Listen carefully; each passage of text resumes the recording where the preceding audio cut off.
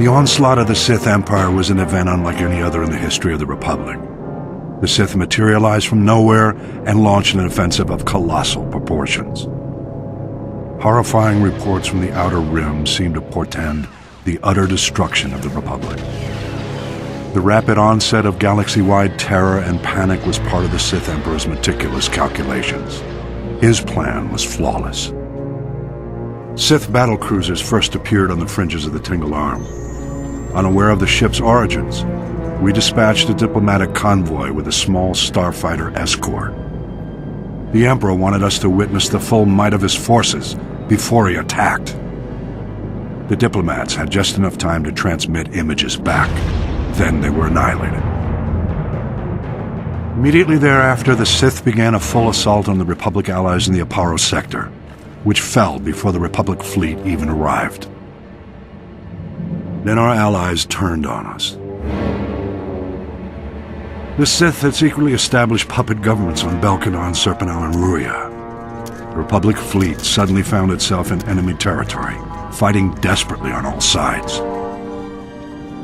The Republic rallied every available ship to support the fleet, leaving only a handful of Jedi security ships to patrol Korriban.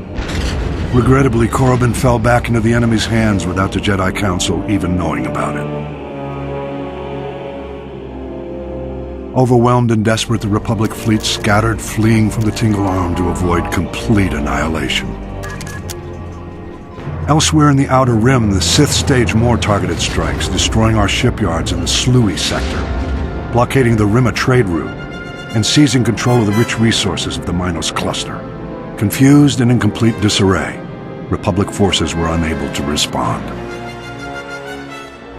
Republic leaders and members of the Jedi Council arranged an emergency meeting in the Senate to prioritize the galaxy's defense.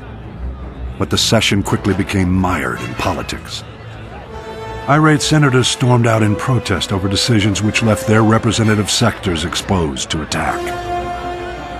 Many of the Republic's diplomatic allies refused military support for the greater cause. It was every system for itself. This was perhaps the greatest genius of the Emperor's plot. He had turned the Republic against itself. While the Republic played politics, the Emperor used the time to reconfigure his forces for the long push into the galactic core.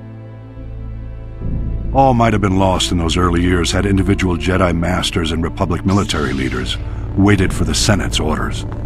By taking matters into their own hands, they managed to slow the Empire's advances. The attack of the Sith Empire was the most well-orchestrated and carefully coordinated military maneuver in the galaxy's history.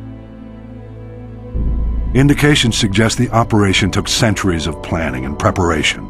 I'll elaborate in my next report.